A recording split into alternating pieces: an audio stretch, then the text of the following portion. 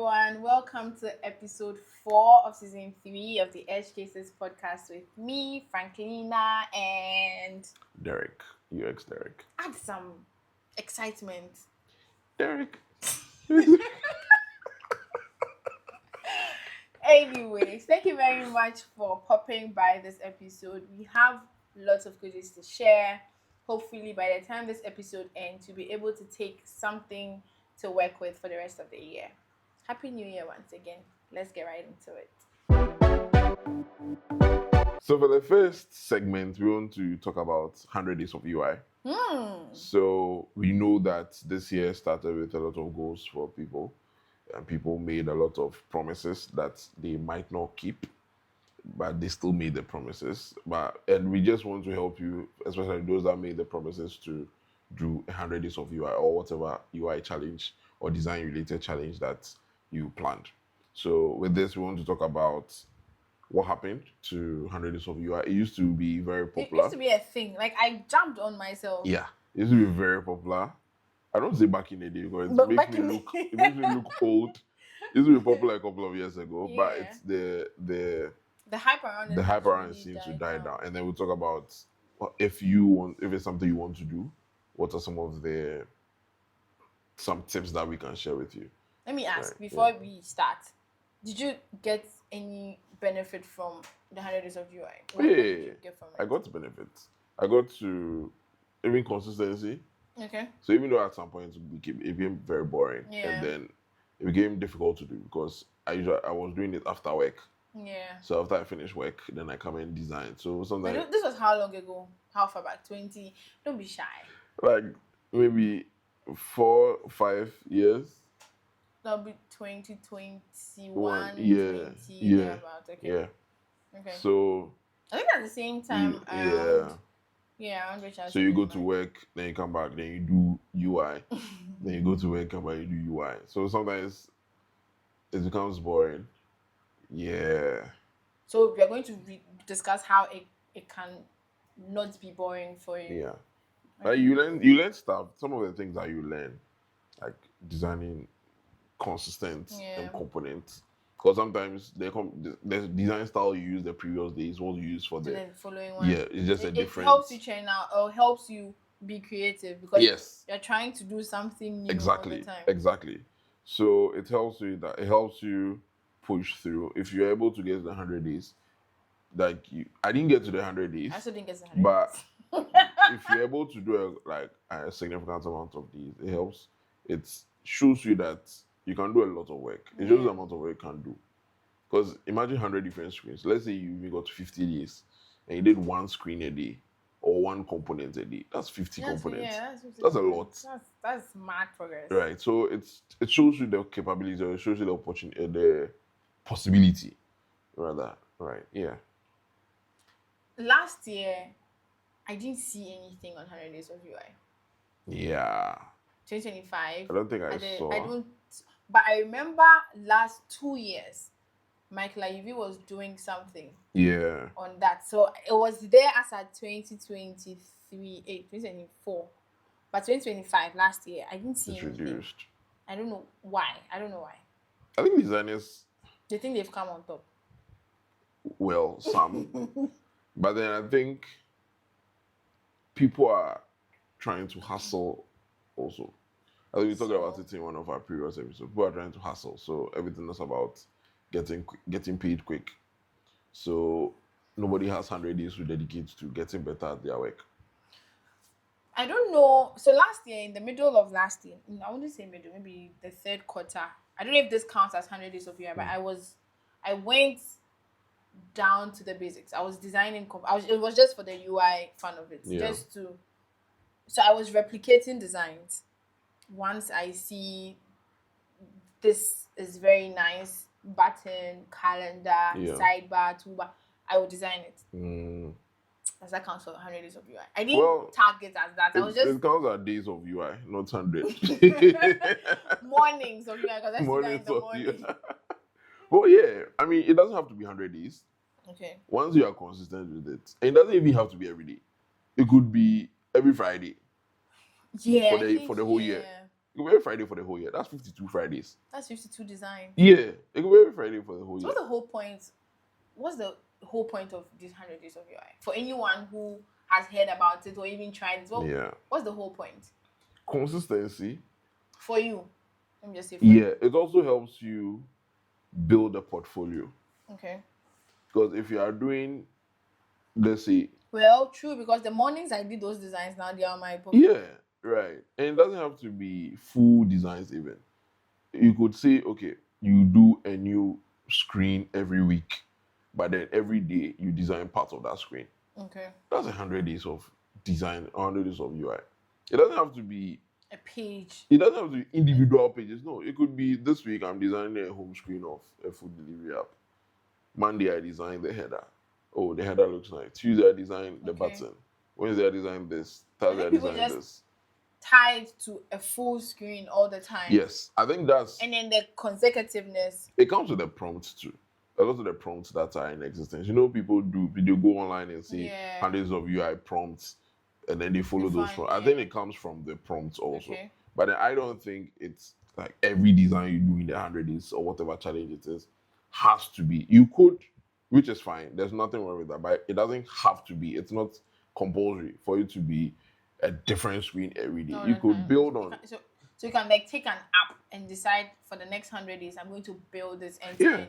Yeah. You could tell yourself, you could take one design and tell yourself that this month I'm going to replicate this app 30 times. Okay. That's also a challenge. That's also a challenge.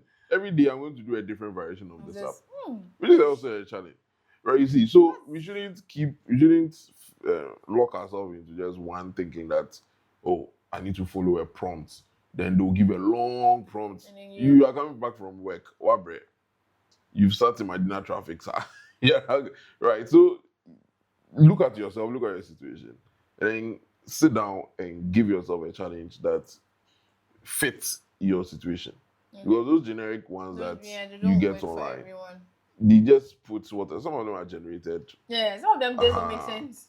But if you look at yourself and say that, okay, I'm struggling with typography, then you tell yourself, for my challenge this month, I'm going to learn about typography and then do different variations of typography. For this, that's also your challenge. So that's one pointer here. Yeah. As in, modify it to fit your needs. Look at what you want to achieve. So assess yourself. It's not even UI. I want to polish my UX. Exactly. Right. So look at what you want to achieve in the challenge, and then set your challenge around that. Don't follow blindly. Right. So you said you went back to the basics. Yeah. That was your challenge. Yeah, that was good. It wasn't about UX, or it was just how to get my shadows right, my borders, stuff like that. The visual side of good. Somebody else might want to do design system. So 30 days or 100 days of design system. Monday, button. Tuesday, this. Wednesday, this. Thursday, this. It's the same design system. Right. So one of the first step that I can do, and this will even help you not to fall on the way. How so? Because if you say you are doing 100 days of design system, and you've said that by the end of the 100 days I need to do this. If I miss one day, it doesn't derail me. Okay. But if I'm following 100 prompts that are fixed, and I miss one day, that's it. Good. But then if I'm going on a journey, and then today I miss, even though you don't have to miss, like you have to try as much as possible not to miss. But then you're a human being. Things will happen. Right. And then, like, for instance, if you miss gym for one day, because you've seen it as a journey, does it affect you that much? No. Right. That's because you've seen it as a journey. Yeah. But if you are seeing it as, okay, I have to go. Like I have there's to show. An end point. Yes. You see, like, you that's now causes a lot of pressure. But if you see it as, at the end of this 100 days, I need to finish this design system. So you know that it's a journey. You're not going to finish it today. But you know that by the time the 100 days is up, the design system has to be done or whatever challenge. So look at your situation and then give yourself the challenge. Let's go back to the cadence, the frequency. Should it be every day? No, but it should be as frequent as possible so that you do not lose the vim. So every other day. Every other day is fine. Every day is like ideal. Every day is ideal, but then consistency is not the shortness of the time in between. It's the number of times you do it. Okay. Preach. Derrick chapter 2, verse 5. So the example I give you, if you do it every Friday, let's say Friday is your freest day in your work calendar. So every Friday I'm going to spend 3 hours designing something new till the end of the year. That's the challenge you've done for, and you are consistent with it. With it every Friday. So you know that Friday, 3 hours is for me and my learning. I think people tie consistency to every day showing up. Yes, they tie consistency with the shortness of the time between when you first did it and then when you are doing it now. But that's not consistency. That's intensity. Okay.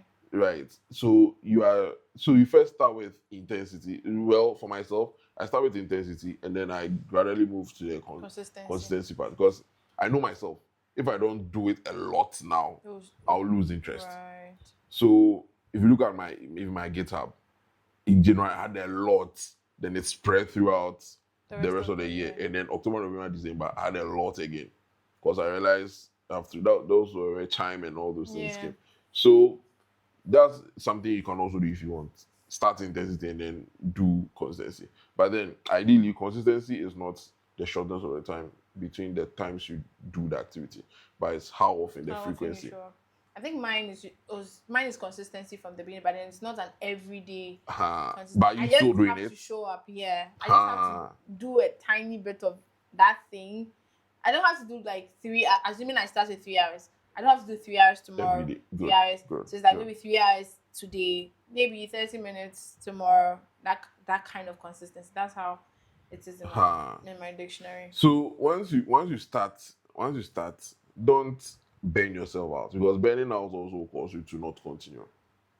Right? Yeah. If you come back from work and you're tired, and you're like, to continue. I'm tired. You just have to give yourself some grace. Right, because you don't want to burn out too. You want to complete the goal successfully. Right? If you are tired, sleep. But then know in the back of your mind that you have a goal you want to hit.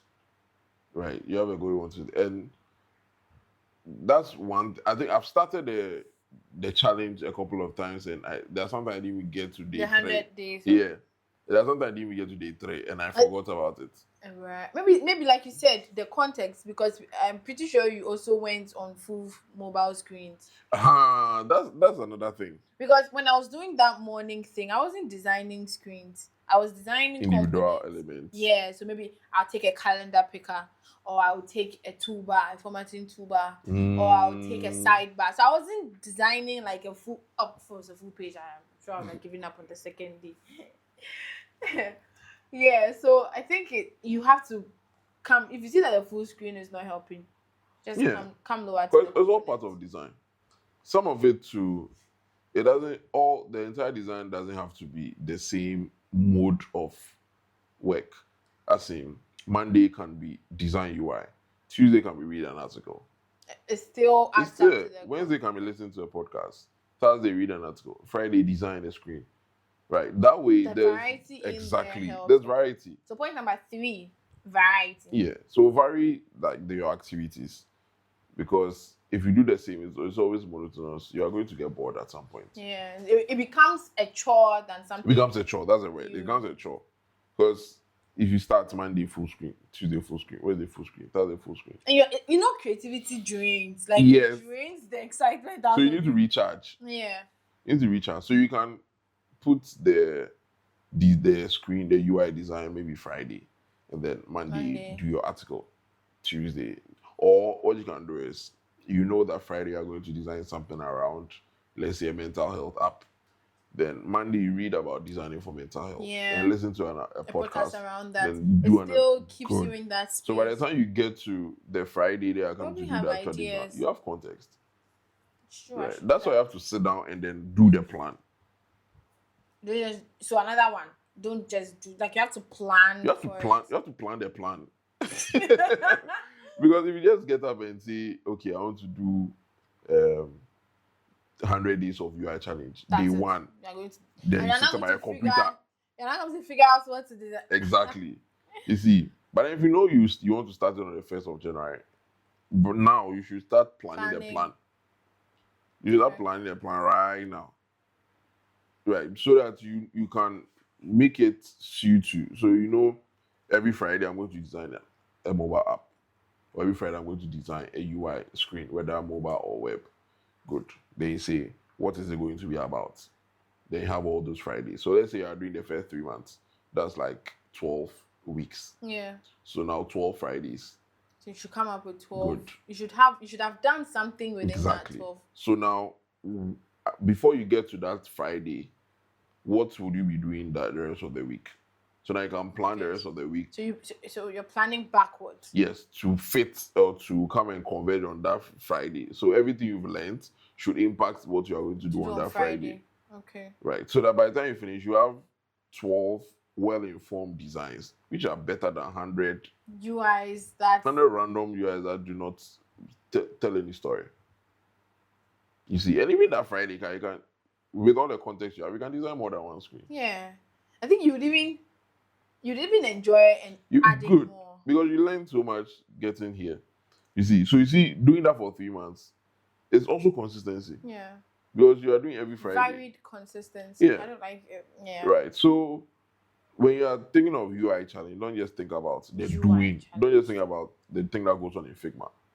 Learning about UI is also UI challenge. Because how can you go and do a challenge of something you don't know and understand? I guess maybe people get tired of the whole figuring out, because if you are going to decide what to design when you open your laptop, you don't have to think about it. That step alone can deter you from continuing. And the crowd then design it. You see, that's another thing that's another obstacle. Yeah. Because if you have to figure out what you need to design, that's the problem with the prompts too. Even if you are given a prompt, even because now you're not going to settle. You have to think about it. You have to think about it, or you have to, assuming you are going to these generators, you now have to settle with the person. Okay, this is hard. This is easy. So you can keep at that for an hour, and after that you get valuable work. Stop. You see, and then they already they just design a button and then post it.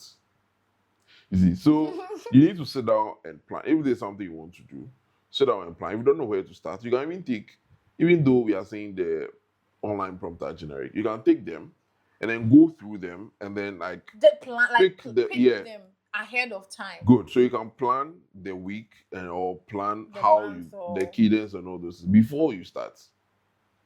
Right. People also have problem with planning. Oh yes, of course. Everybody.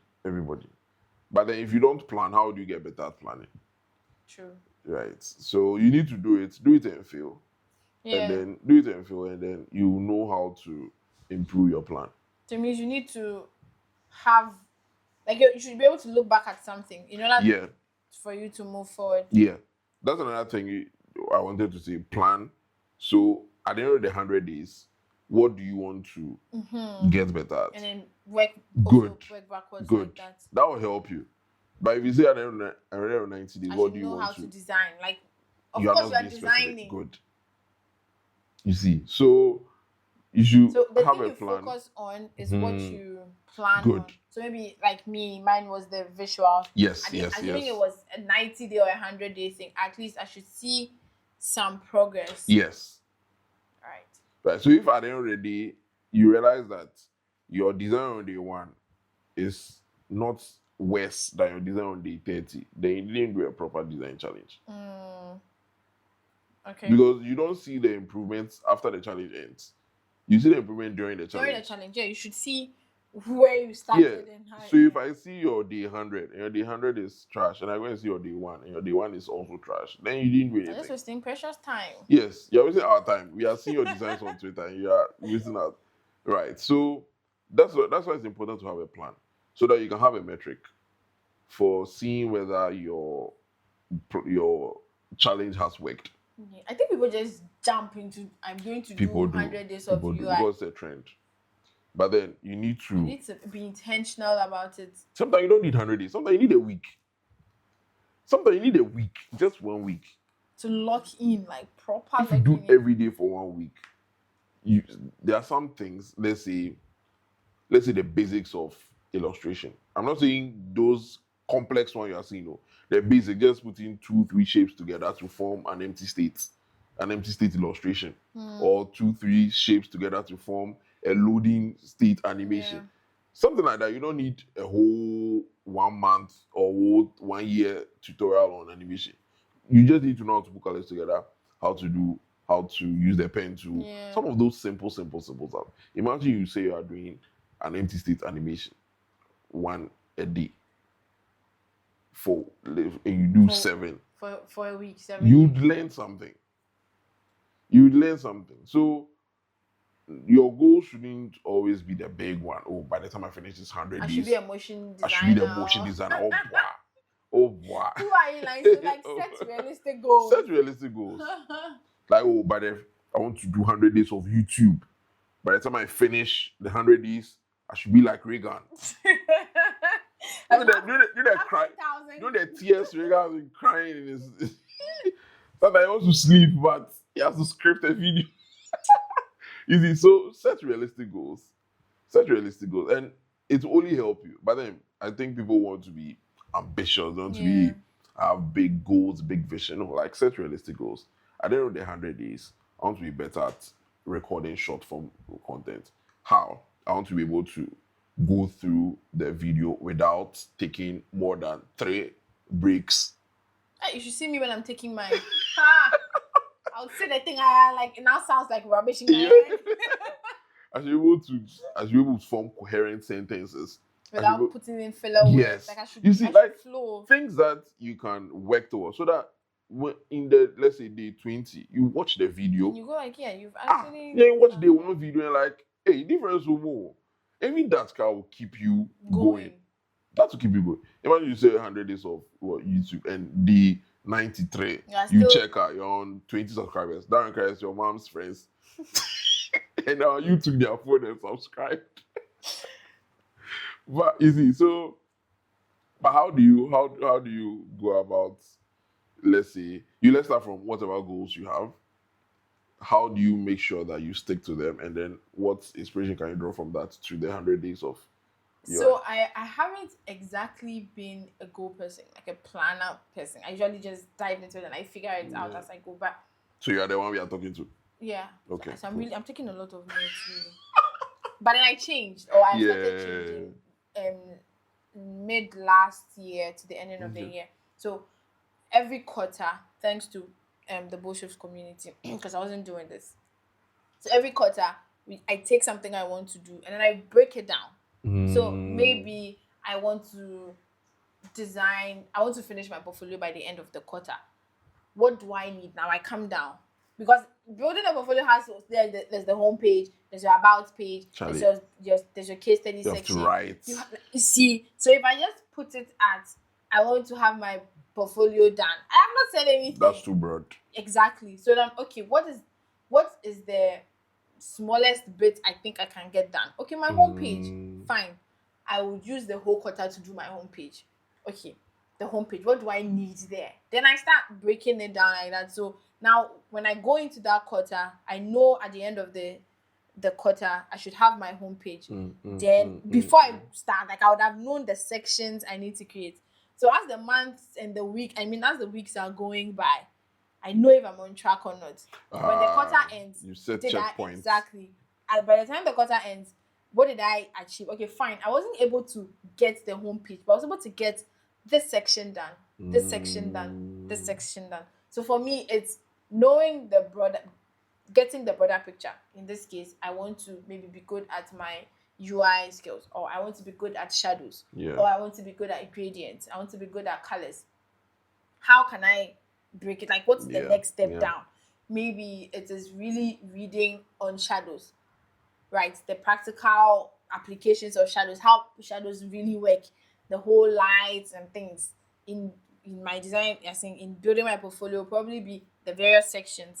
Then I go down into, okay, for the sections, do I want to do much? At that point, it's only just design, right? Then I start work. So by the time the quarter ends, I haven't done anything, then there's something wrong somewhere. But then that breakdown should give you a very good direction for that period. So it's period, it's goal, and then it's the breakdown. Same for I think that can be applied to the 100 days of UI. Yeah, The goal, the definitely. period, 100 days, 90 days, 10 days, 7 days, the breakdown. How do you plan to get to that bigger goal? What are the Yeah. small things you can be doing, right? And then you get to work So people should spend time to plan. to plan. Else you get to day 5 and you now ask yourself, what am I even doing? And then you stop. Sure. And then if you know what is at the end of the whole thing, what is on the other side, you'd be ginger to Another thing finish up. too that comes to mind is when people are setting goals, they want an accountability partner. Okay. And the thing about that is you need to find somebody who is on your frequency. When I say frequency, I'm not talking about whether a person better than you or not. You people have, if it's something you want to have, an accountability partner, the person has to be going the direction you also want to go in. Okay. So that both of you can hold each other and then reach there. But then if the person is trying to upskill in dancing and then you are trying to upskill in button design in Figma, how are you people going to keep each other accountable? If we meet on a call, I can lie to you. Yeah. You can't ask me any questions that to show you that I did what I said I did. Like how developers lie to their PMs. That today they did something. Yes, that it's an API. We are waiting for the API from the people, and then you go to the API people and it's we are waiting for implementation, and then you go.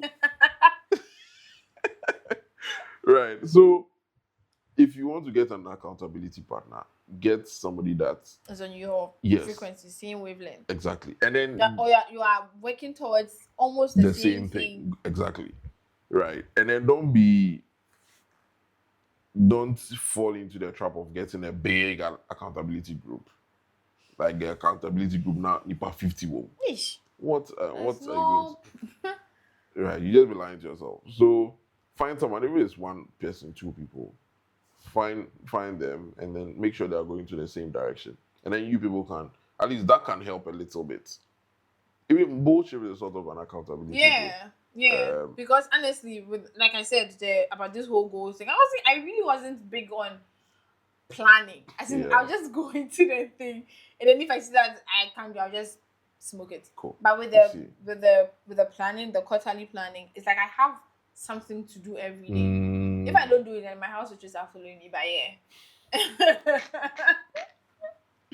Right. So if it's something you think you want, get a group. But then first try doing it on your own. Try sitting down and planning the plan for your challenge or whatever thing you want to learn, and then break it down. Spend time breaking it down, and then you have something to look forward to every day.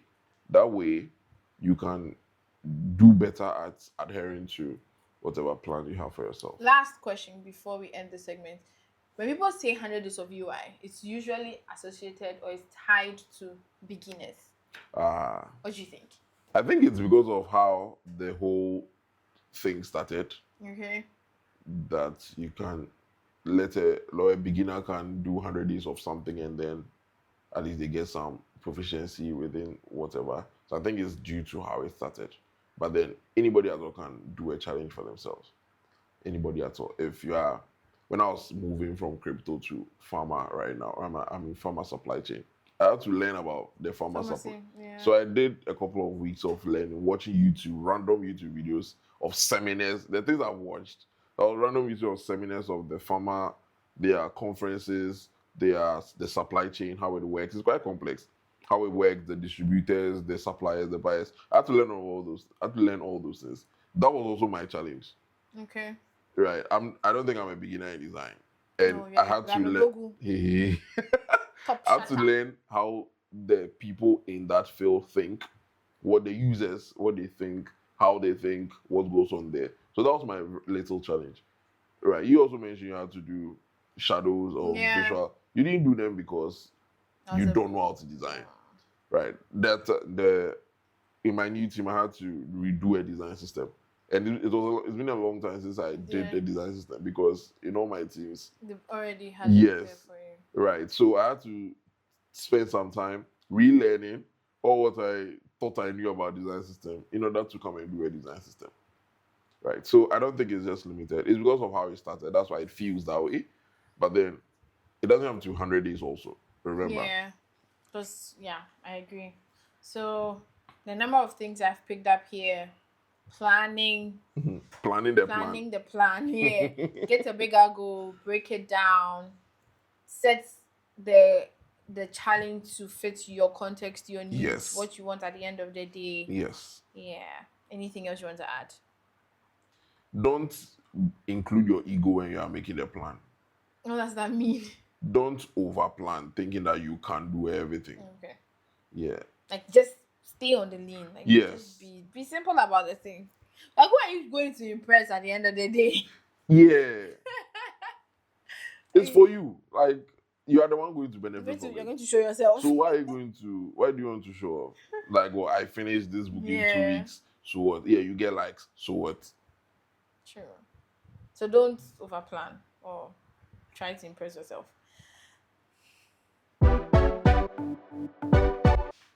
So design process has been a question that a lot of people who interview designers ask. What's your design process? Yeah. Or interview for job, interview for podcast, or interview for whatever. They ask, what is your design system? You mean process? Yeah, design process. Thanks. And sometimes I feel people just, this word I always struggle to pronounce it.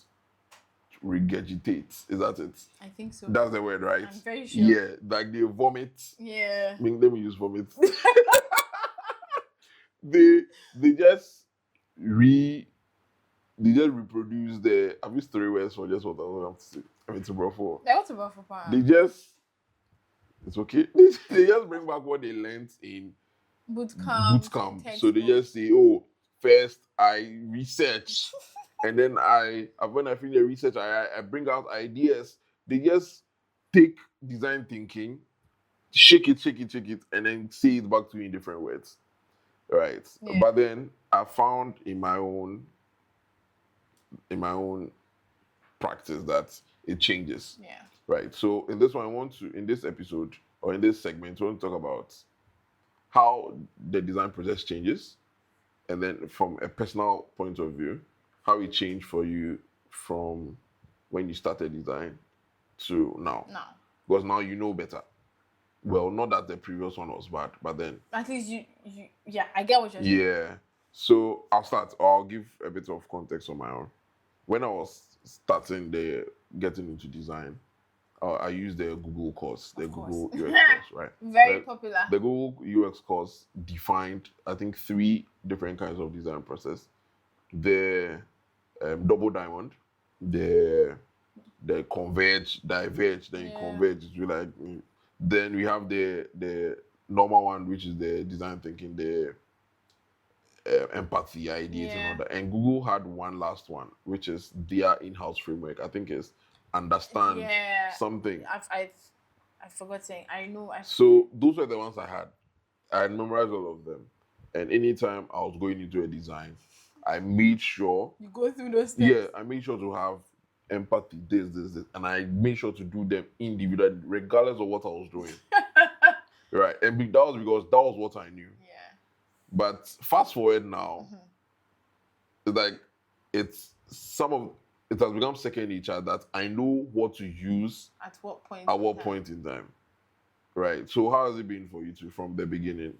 I wouldn't say it's any different from what you just said, because I remember I have this video of myself working in Adobe XD, and I had different frames for all the various stuff. So I even had a favorite. My favorite was the design thing.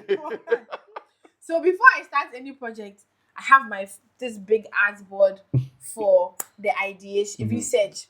Then I have another big artboard for the next. I don't even know. I forgot it. I had the artboards there, so if I don't jump one step. You do them. I'm going in order.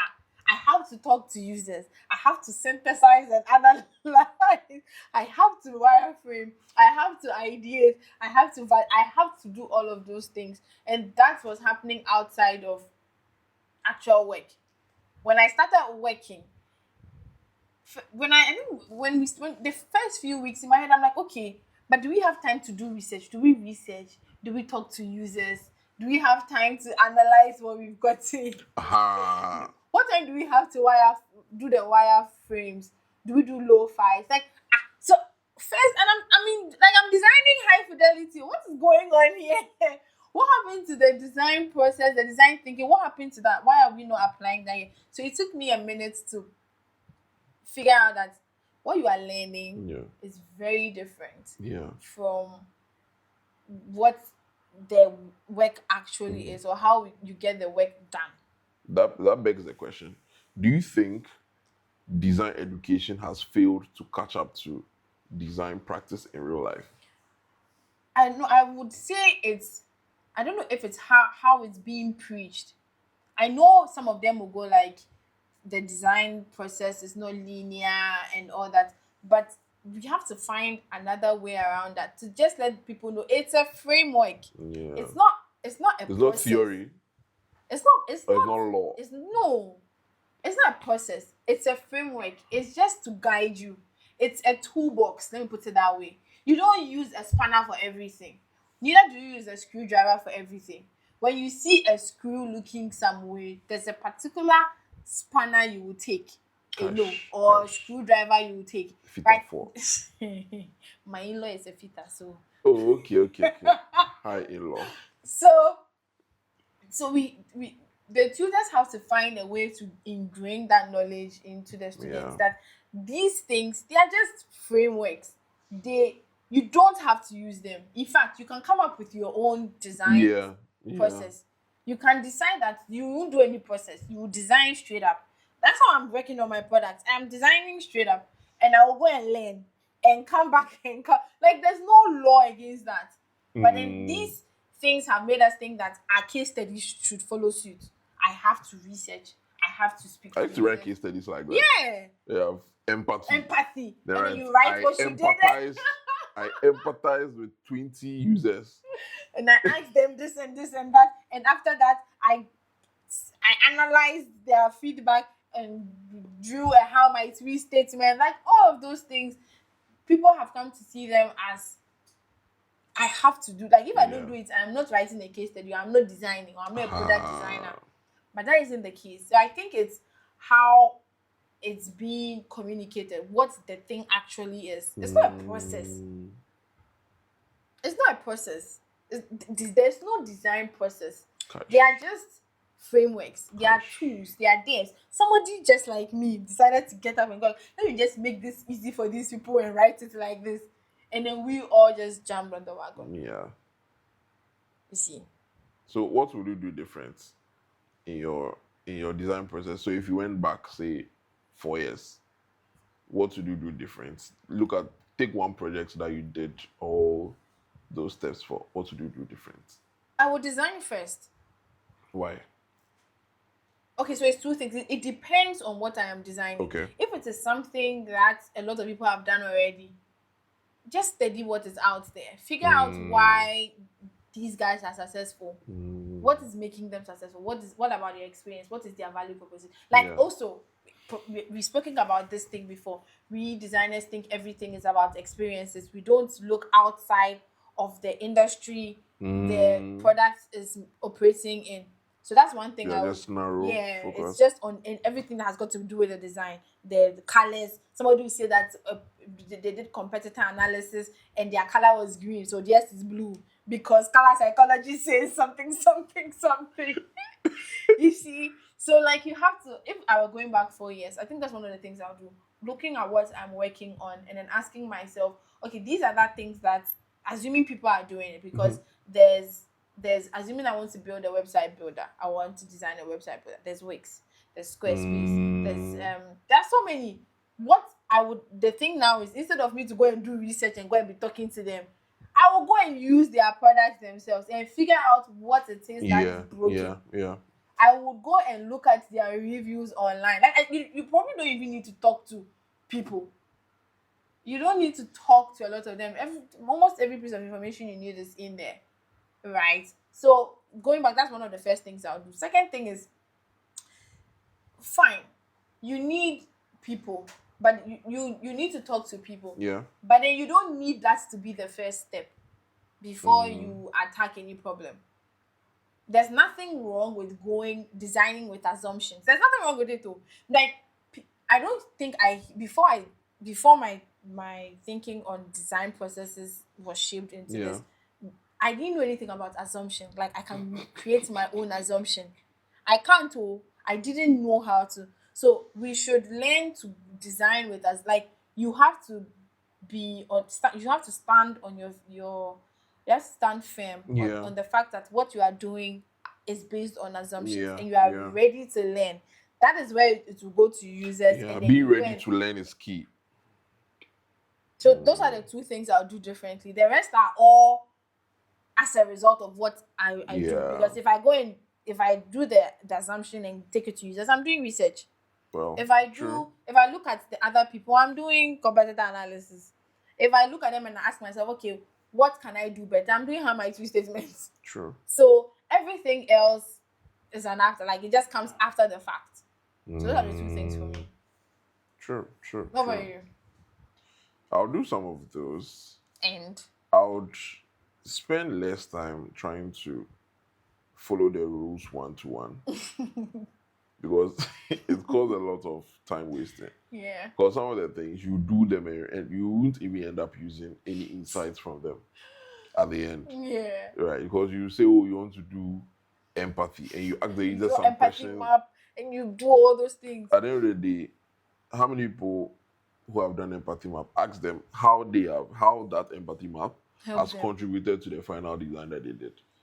A lot of them do not apply. It's just because it's a process. And I used to do that. I'll do the empathy map and it is there.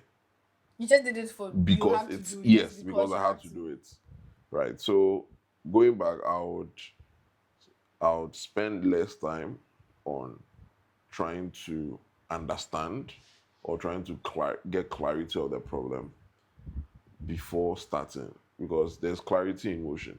Yeah. Right? There's Yeah. clarity in there's clarity in doing the work actually. Right. So if you start with your design, if you don't understand it 100%, you just start and then use the insights that you are getting from the other things to improve it. Right. You should be ready for I think all that says you should be ready for change. Yes. Like you should be That's sure the this thing. thing will change. That's the thing. Because if you start with all those laws, you want to do empathy. You want to do this before you do empathy before you Want to come do with the understanding, ideation. come and Before do- good. With that thinking, Yeah. in your mind, when I get to the design, it should be final. That's how it shapes your mind, because now you're going through all these 5 steps, Like you've spent one after time the other. on. Good. So now in your mind, when I get to the final product, it has to be final. There shouldn't be any change. And then you get there and one stakeholder will come and tell you that I don't like the color green. So now does it mean you are going to now start again? You see? Yeah. So that's the iterative nature. That's the iterative nature of design.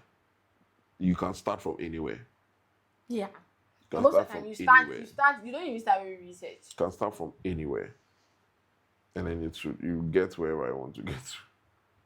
So I think if with this you just need to know you have to get a process that works for you. It doesn't have to be linear.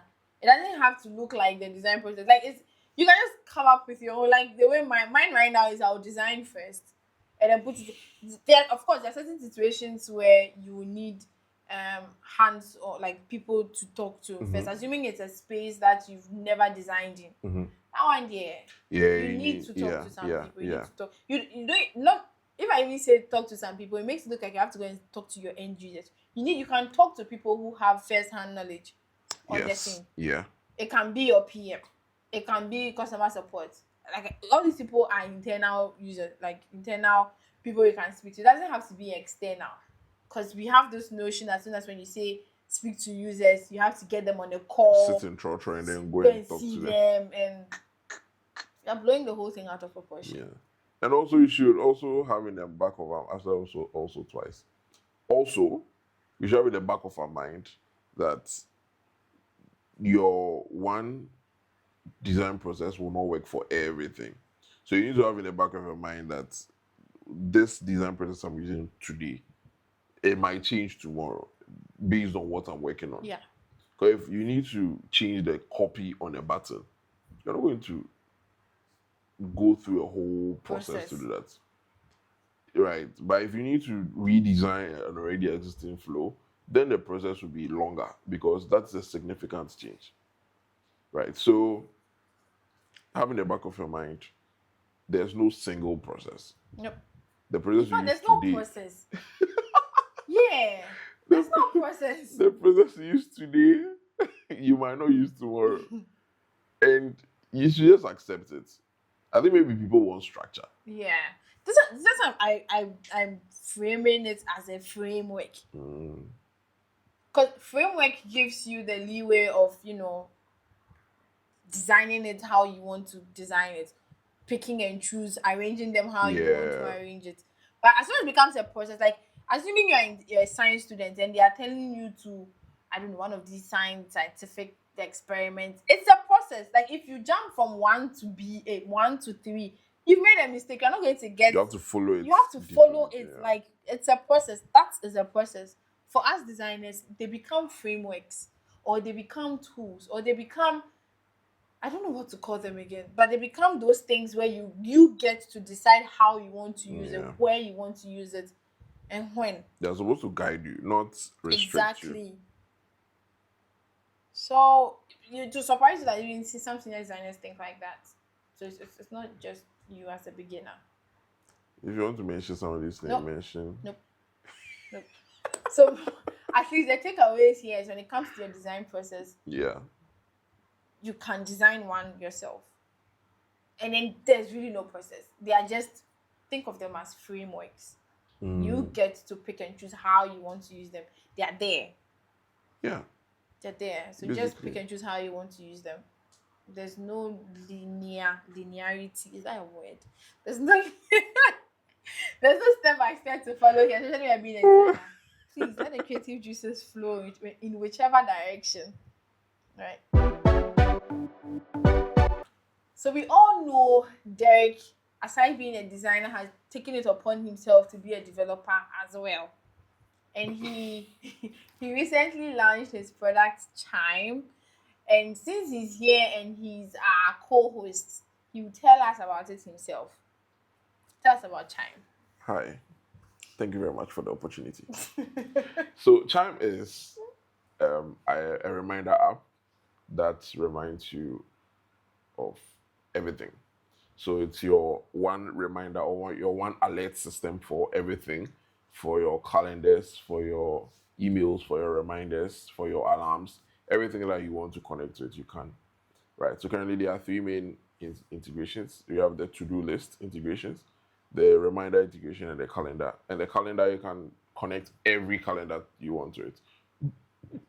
Google Calendar, Microsoft Outlook, Teams, whatever calendar that you want to connect to it. It works, and all you have to do is run it once, connect all your calendars, and forget about it. The unique thing about Chime is it gives you full screen alerts, unlike other alert systems that gives you a small banner at the top that you might easily miss. With Chime, you are guaranteed not to miss the alert when it comes. It shows on all your screens. So even if you're on a projector, it will show on the projector also. So yeah, you can get it at usechime.app, usechime.app. Thank you very much. So again, we are at the end of another tremendously, wonderfully educative episode, and I hope you were able to pick a thing or two about design processes and how to go about the 100 days of UI challenge. It doesn't have to be 100 days, like we said. It doesn't have to be just about UI challenges, just any challenge at all to up your game. We talked about how to effectively go about it. So don't forget to follow, don't forget to like, don't forget to subscribe, don't forget to leave your comments down there. We interact with them. Until next time, bye. Derrick, bye, right? Bye, right?